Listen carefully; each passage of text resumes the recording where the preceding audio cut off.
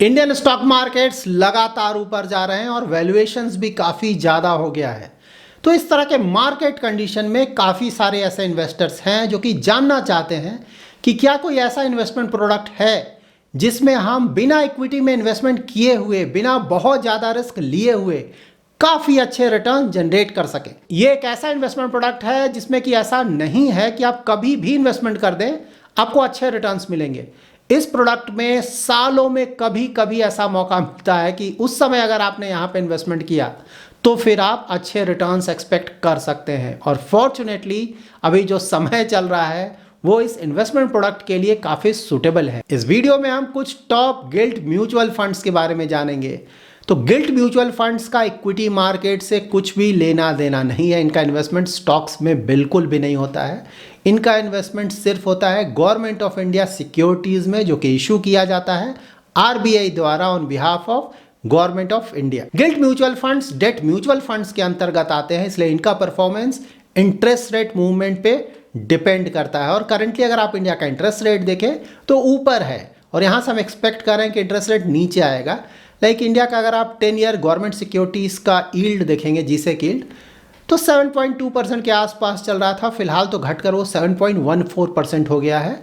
और इस साल ही हम एक्सपेक्ट कर रहे हैं कि आरबीआई इंटरेस्ट रेट थोड़ा कम करेगा इंडिया में, तो उसके कारण ये जो 10 ईयर यील्ड है वो और भी नीचे आएगा। दैट इज़ हम एक्सपेक्ट कर सकते हैं कि इंडिया में जो इंटरेस्ट रेट है वो आने वाले महीनों में कम होगा। और जब भी इंटरेस्ट रेट्स कम होते हैं तो गिल्ट म्यूचुअल फंड्स में इन्वेस्टमेंट करने का वो सबसे ज़्यादा सही समय होता है, क्योंकि उसी समय आप इस तरह के फंड से काफ़ी अच्छे रिटर्न्स एक्सपेक्ट कर सकते हैं। 2008 का अगर आप परफॉर्मेंस देखेंगे तो उस समय गवर्नमेंट ऑफ इंडिया सिक्योरिटीज़ का अगर 10 ईयर का यील्ड देखेंगे तो 9.5% के आसपास चला गया था, वेरी हाई, अगस्त 2008 के आसपास। और वहाँ से कुछ महीने के अंदर ही वो बहुत तेज़ी से कम हुआ, 7.57% के आसपास चला गया। तो उस समय का अगर आप गिल्ट म्यूचुअल फंड्स का परफॉर्मेंस देखेंगे तो कुछ फंड्स ने 20% से भी ज़्यादा रिटर्न दिया था, annualise return, huge return generate किया था। तो इस समय भी क्या हम उस तरह का रिटर्न एक्सपेक्ट कर सकते हैं? तो मोस्टली आंसर होगा नहीं। उसका रीज़न ये है कि इस समय जो इंटरेस्ट रेट है वो उतना ज़्यादा नहीं है। मैंने आपको बताया उस समय इंटरेस्ट रेट चला गया था 9.5% के आसपास 10 ईयर जीसेक, जबकि फिलहाल 10 ईयर जीसेक है 7.14%। तो उतना ज़्यादा हाई रिटर्न तो एक्सपेक्ट नहीं करना चाहिए इस समय, लेकिन हाँ, रिटर्न्स इस समय भी काफ़ी अच्छा आएगा। सबसे पहले हम जान लेते हैं कि गिल्ट म्यूचुअल फंड्स होते क्या हैं, यहाँ पे अगर आप इन्वेस्टमेंट करते हैं तो किस तरह का रिस्क होता है, और साथ ही उसके बाद हम कुछ टॉप गिल्ट म्यूचुअल फंड्स के बारे में भी जानेंगे और रफली जानने की कोशिश करेंगे कि किस तरह का परफॉर्मेंस हम यहाँ से आने वाले समय में एक्सपेक्ट कर सकते हैं। गिल्ट म्यूचुअल फंड्स एक तरह का डेट इन्वेस्टमेंट है जो कि अपना ज़्यादातर investment government of India securities में करता है। जब भी आप किसी बॉन्ड में इन्वेस्टमेंट करते हैं तो 2 मेजर रिस्क होते हैं वहाँ पे, रिस्क और भी है लेकिन हाँ, ये 2 मेजर रिस्क है। नंबर 1 है क्रेडिट रिस्क। मैंने किसी बॉन्ड में इन्वेस्ट किया, किसी कंपनी के बॉन्ड में, कंपनी में कुछ प्रॉब्लम हो गया, पैसा ही कंपनी ने रिटर्न नहीं किया, मेरा पूरा पैसा डूब गया, तो इसे बोलते हैं क्रेडिट रिस्क। अगर आपने किसी अच्छे क्वालिटी के कंपनी के बॉन्ड में इन्वेस्ट नहीं किया तो वहाँ पर रिस्क बहुत ज़्यादा होता है कि पैसा ही वापस नहीं आए, या तो इंटरेस्ट पेमेंट नहीं हो या फिर इंटरेस्ट और प्रिंसिपल दोनों ही डूब जाए। तो ये होता है क्रेडिट रिस्क। लेकिन fortunately government of India securities में ये रिस्क नहीं होता है, क्योंकि ये जो गिल्ट म्यूचुअल फंड्स हैं वो गवर्नमेंट ऑफ इंडिया सिक्योरिटीज़ में इन्वेस्ट करते हैं, और जो भी गवर्नमेंट ऑफ इंडिया द्वारा सिक्योरिटीज इशू करते हैं, जिसे हम गवर्नमेंट सिक्योरिटीज बोलते हैं, वहां पे डिफॉल्ट के चांसेस ऑलमोस्ट निल है। So overall guilt mutual funds में क्रेडिट रिस्क आप निल मान के चले। लेकिन हाँ, दूसरा रिस्क है और ये बहुत बड़ा रिस्क है, वो है इंटरेस्ट रेट रिस्क। तो देखिए, इंटरेस्ट रेट का जो मूवमेंट होता है और जो बॉन्ड का प्राइस होता है वो इन्वर्सली प्रोपोर्शनल होता है। इन्वर्सली प्रोपोर्शनल का मतलब ये हुआ कि जब इंटरेस्ट रेट ऊपर जाएगा तो बॉन्ड के प्राइसेस नीचे आएंगे, और जब इंटरेस्ट रेट नीचे आने लगेंगे तो बॉन्ड के जो प्राइसेस है ऊपर जाने लगेंगे और आपका जो रिटर्न्स है वो ऊपर जाने लगेगा। तो यहाँ पे गिल्ट म्यूचुअल फंड के साथ ऑफ कोर्स ये प्रॉब्लम हो सकता है, क्रेडिट रिस्क नहीं है लेकिन इंटरेस्ट रेट रिस्क तो है। तो यहाँ पे जब भी इंटरेस्ट रेट ऊपर जाने लगे तब कभी भी वैसे गिल्ट म्यूचुअल फंड्स में हमें इन्वेस्टमेंट नहीं करना चाहिए जिसका मॉडिफाइड ड्यूरेशन ज़्यादा हो। सिंपली समझे तो एवरेज मैच्योरिटी ज़्यादा नहीं होना चाहिए। और जब भी इंटरेस्ट रेट नीचे आने वाला हो तब तो वो समय गिल्ट म्यूचुअल फंड्स, खासकर वैसे गिल्ट म्यूचुअल फंड जिसका मॉडिफाइड ड्यूरेशन ज़्यादा है, उसमें इन्वेस्टमेंट करने का आइडियल समय होता है। इसी समय हम इस तरह के गिल्ट म्यूचुअल फंड से काफ़ी अच्छे रिटर्न्स एक्सपेक्ट कर सकते हैं। और अभी जो फिलहाल समय चल रहा है इंडिया में या फिर वर्ल्ड वाइड ज़्यादातर कंट्रीज़ में, यूएस में भी इंटरेस्ट रेट कम होने वाले हैं, तो ये बहुत सही समय है गिल्ट म्यूचुअल फंड्स में इन्वेस्टमेंट करने का। गिल्ट म्यूचुअल फंड में इन्वेस्टमेंट करने के दौरान आप ये बिल्कुल ध्यान में रखें कि गिल्ट म्यूचुअल फंड में तभी अपना इन्वेस्टमेंट करें जब आप श्योर हैं कि यहाँ से इंटरेस्ट रेट नीचे आने वाला है।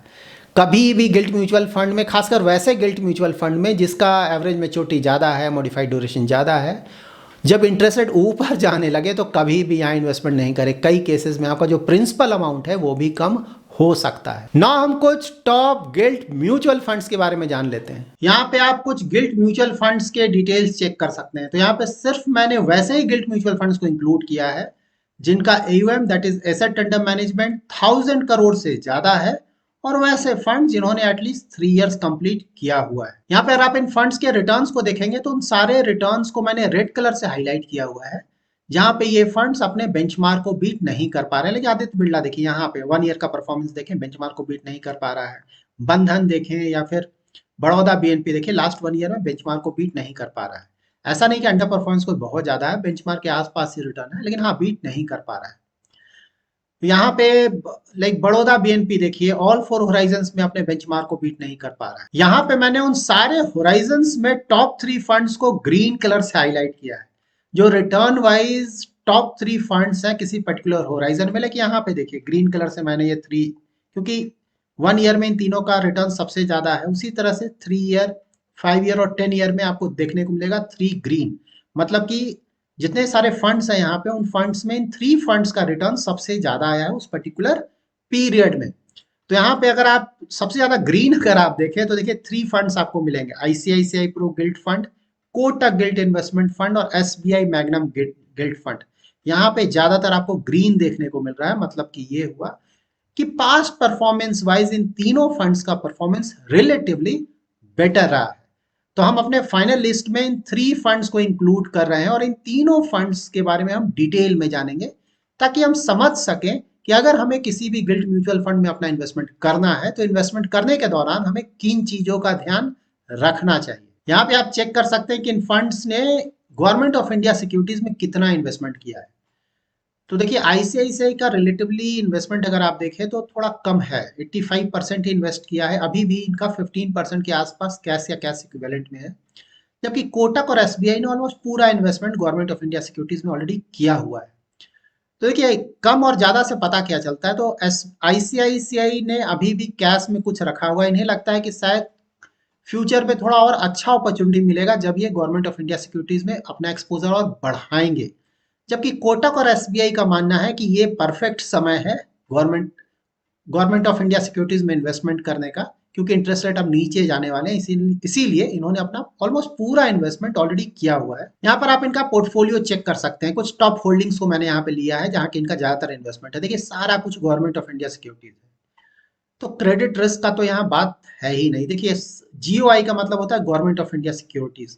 तो तीनों का पोर्टफोलियो अगर आप चेक करेंगे तो पूरा का पूरा गवर्नमेंट ऑफ इंडिया सिक्योरिटी है। ये फ्लोटर का मतलब होता है कि फ्लोटिंग रेट बॉन्ड में, तो फ्लोटिंग रेट बॉन्ड्स में इंटरेस्ट रेट मूवमेंट के साथ इनका भी जो इंटरेस्ट रेट है वो चेंज करता रहता है। तो 100% यहाँ पे जो टॉप होल्डिंग एटलीस्ट आप देखेंगे तो गवर्नमेंट ऑफ इंडिया सिक्योरिटीज में है।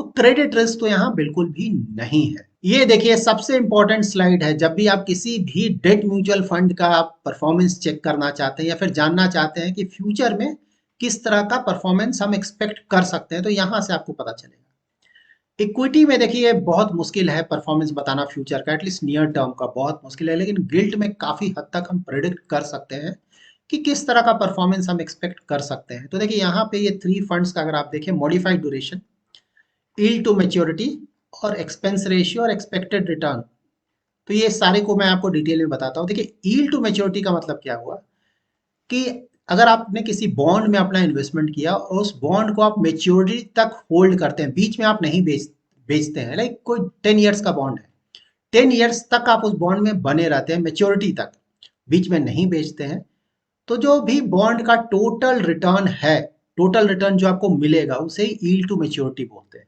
टोटल रिटर्न अगर आपने उसे मेच्योरिटी तक होल्ड किया। एक्सपेंस रेशियो तो आपको पता है कि आपने जो इन्वेस्टमेंट किया है तो ऑफकोर्स म्यूचुअल फंड कंपनी उसे मैनेज कर रही है आपके पैसे को, तो थोड़ा पैसा लेगी, थोड़ा फी लेगी मैनेज करने का, उसे एक्सपेंस रेशियो बोलते हैं। जो भी हम रिटर्न्स चेक करते हैं ना, वो रिटर्न्स एक्सपेंस रेशियो को घटा कर आता है। तो ऐसा नहीं कि जो रिटर्न्स आपको दिख रहा है उसमें फिर से एक्सपेंस रेशियो घटाया जाएगा। तो एक्सपेंस रेशियो ऑलरेडी वहां से घटाया जाता है और घटा चुका हुआ होता है, और जो एक्सपेंस रेशियो है ना वो डेली बेसिस पे कट होता है। तो ऐसा नहीं कि एक ही बार में ये 0.56 कट जाएगा, तो ये डेली बेसिस पे थोड़ा थोड़ा आपका यूनिट कम होता है, जो कि आपको पता भी नहीं चलेगा, लेकिन हाँ एनुअली इतना एक्सपेंस रेशियो है। मॉडिफाइड ड्यूरेशन आपको समझना बहुत जरूरी है। जब भी आप किसी भी डेट फंड में इन्वेस्टमेंट करें तो मॉडिफाइड ड्यूरेशन का आपको आइडिया होना ही चाहिए, क्योंकि इसी से पता चलता है कि इंटरेस्ट रेट मूवमेंट के कारण इस किसी भी पर्टिकुलर स्कीम के परफॉर्मेंस पे क्या असर पड़ेगा। मॉडिफाइड ड्यूरेशन का मतलब ये हुआ कि अगर इंटरेस्ट रेट 1% से चेंज करता है मतलब या तो ऊपर जाता है या नीचे जाता है, तो उसके कारण बॉन्ड के प्राइस पे क्या फर्क पड़ेगा। तो अगर इंटरेस्ट रेट ऊपर जाता है तो बॉन्ड का प्राइस नीचे आएगा। मैंने बताया था ये इन्वर्सली प्रोपोर्शनल है, बिल्कुल उल्टा मूव करता है। तो फिलहाल क्या हो रहा है इंडिया में, फिलहाल है कि देखिए इंटरेस्ट रेट ऊपर है और यहां से हम एक्सपेक्ट कर रहे हैं कि इंटरेस्ट रेट नीचे आएगा। तो इंटरेस्ट रेट नीचे आएगा तो उसके कारण जो बॉन्ड का प्राइसेस है वो ऊपर जाएगा, दैट इज हमारा जो रिटर्न्स है वो ऊपर जाएगा। तो यहाँ पे हम किस तरह का रिटर्न्स एक्सपेक्ट कर सकते हैं, तो ऑफ कोर्स अप्रॉक्स रिटर्न है, एग्जैक्टली तो किसी को नहीं पता इंटरेस्ट रेट कितना चेंज होगा क्या होगा, बट हाँ रफली एक रफ आइडिया हम ले सकते हैं कि किस तरह का परफॉर्मेंस एक्सपेक्ट कर सकते हैं। तो देखिए यहाँ पे जो सिंपल फॉर्मूला है रिटर्न का, अप्रोक्स रिटर्न का, वो है कि जो भी यील्ड टू मेच्योरिटी है उसमें आप एक्सपेंस रेशियो को घटा दें। तो यहाँ पे देखिए 7.64% से 0.56 अगर आप घटाएंगे तो आपको इस तरह का रिटर्न मिलेगा यहाँ। उसी तरह से यहाँ पे इन दोनों को घटाएंगे तो ये आएगा यहाँ पे ये। तो देखिए अगर इंटरेस्ट रेट का कोई मूवमेंट नहीं होता है तो रफली इस तरह का परफॉर्मेंस आप एक्सपेक्ट कर सकते हैं। तो देखिए यहाँ पे ये रिटर्न तो आपको कम दिख रहा है, जबकि करंट अगर आप रिटर्न्स देखेंगे इन फंड्स का तो रिटर्न तो 8% से भी ज्यादा है। वो क्यों है, वो इसलिए है क्योंकि इंटरेस्ट रेट थोड़ा बहुत रिसेंट टाइम्स में ऑलरेडी कम हो चुका है। तो जैसे जैसे इंटरेस्ट रेट कम होता जाएगा वैसे वैसे इनका रिटर्न्स भी बढ़ता जाएगा। क्यों बढ़ेगा, वो होगा मॉडिफाइड ड्यूरेशन के कारण। तो मॉडिफाइड ड्यूरेशन अब मैं आपको समझाता हूं कि इससे क्या फर्क पड़ेगा। देखिए ये जो मॉडिफाइड ड्यूरेशन 2 है आईसीआईसीआई गिल्ड फंड का, तो इसका मतलब ये हुआ कि यहां से अगर इंटरेस्ट रेट 1% कम होता है तो इस फंड का जो रिटर्न्स है वो अबाउट 2% से बढ़ जाएगा। उसी तरह से देखिए गिल्ट अगर एसबीआई का देखें तो ये तो ऑलमोस्ट 7 के आसपास है इनका मॉडिफाइड ड्यूरेशन, 7 ईयर, जो कि बहुत ज्यादा है। तो इसका मतलब ये हुआ कि अगर इंटरेस्ट रेट 1% कम होता है तो इस स्कीम का जो रिटर्न्स है वो अबाउट 7% से ऊपर चला जाएगा। लेकिन यहाँ पे ये भी ध्यान में रखना है कि ये जो मॉडिफाइड ड्यूरेशन है अगर ज्यादा है तो रिस्क भी है, क्योंकि हम यहाँ इंटरेस्ट रेट के नीचे जाने की बात कर रहे हैं। अगर अनफॉर्चुनेटली कुछ ऐसा हुआ कि इंटरेस्ट रेट ऊपर जाने लगा तो ये जो बहुत हाई जो मॉडिफाइड ड्यूरेशन है ये उल्टा हो जाएगा। इसके कारण आपका जो रिटर्न्स है वो नीचे आने लगेगा, बुरी तरह से नीचे आएगा।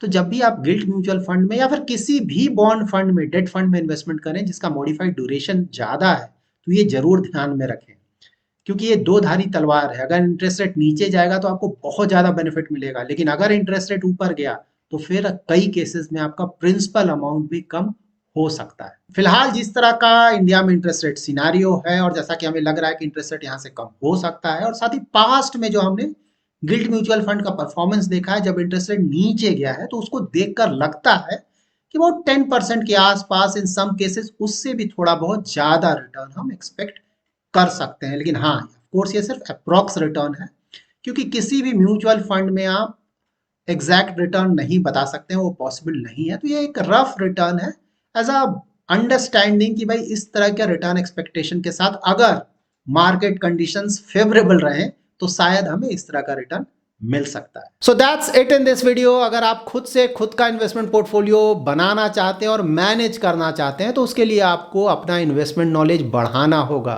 और उसके लिए आप हमारा educational YouTube channel Phronesis investor academy subscribe कर सकते हैं। Thanks lot for watching.